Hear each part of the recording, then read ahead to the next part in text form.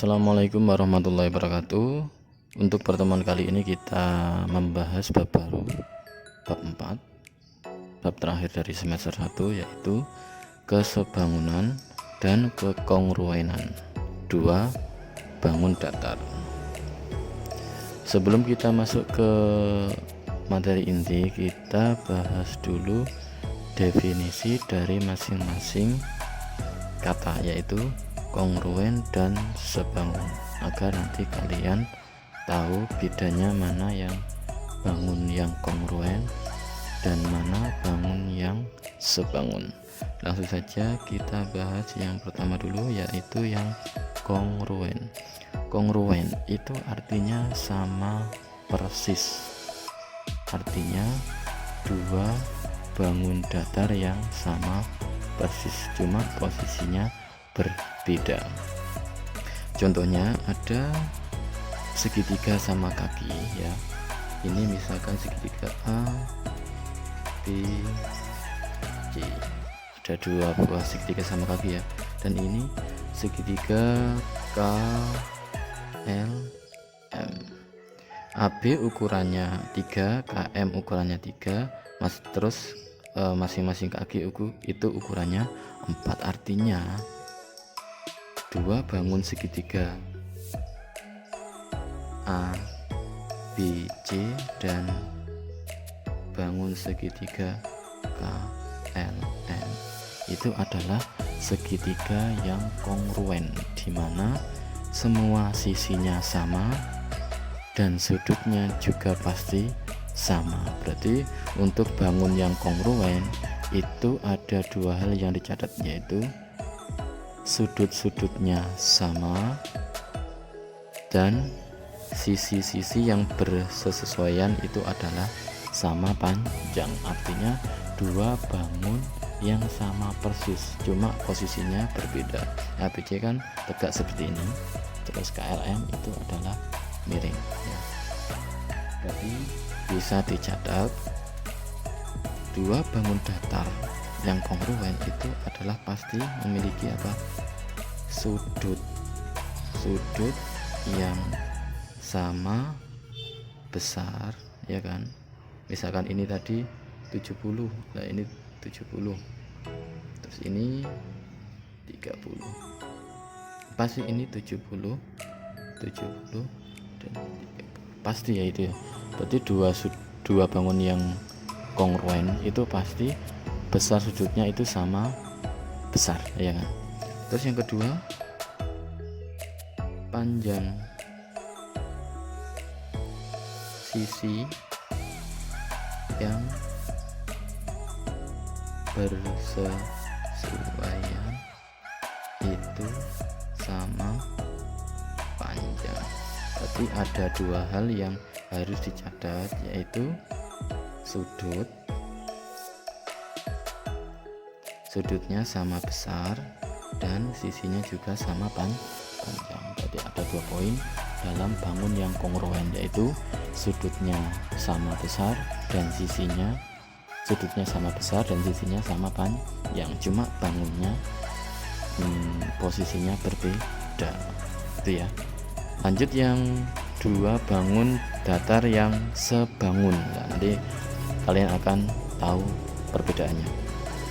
Contohnya ini ada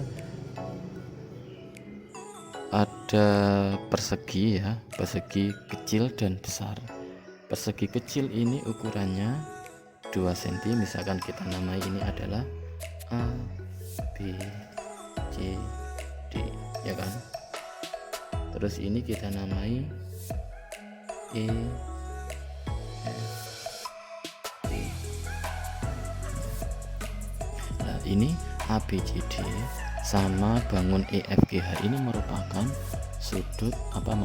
merupakan bangun datar yang sebangun. Kenapa? Yang pertama, bentuknya sama tapi ukurannya berbeda. Berarti perbedaan antara sebangun dan kongruen itu terletak pada ukurannya ya kan. Kalau kongruen itu ukurannya tadi sama, tapi kalau sebangun itu ukurannya berbeda. dan yang menjadi persamaannya yaitu adalah sudut yang sama besar. Berarti perbedaannya tadi ukurannya berbeda.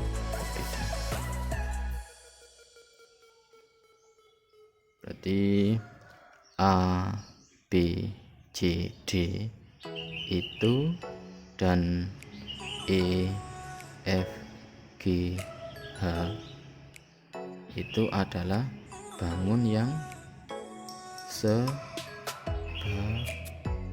Alasannya apa? Bentuknya sama dan tetapi ukurannya berbeda. Berarti dari definisinya kita bisa kan, berarti dua bangun yang dikatakan sebangun itu adalah sudut, tetap sudutnya sama besar ya kan, sama ini masih sama, tetapi panjang sisi yang bersesuaian memiliki perbandingan yang sama.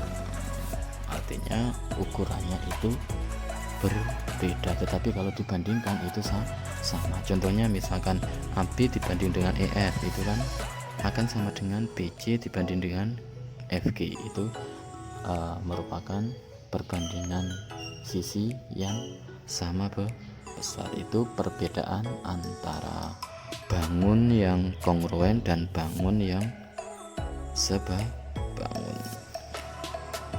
ya. Berarti tadi bisa disimpulkan bangun yang kongruen itu memiliki sudut yang sama besar, bangun yang sebangun juga memiliki sudut yang sama besar. Terus yang kedua, bangun yang kongruen itu panjang sisinya itu sama panjang, tetapi bangun yang sebangun ya itu memiliki apa? Sisi yang bersesuaiannya dengan perbandingan yang sama. Bentuknya sama tapi ukurannya berbeda. Kalau kongruen itu sama persis. B.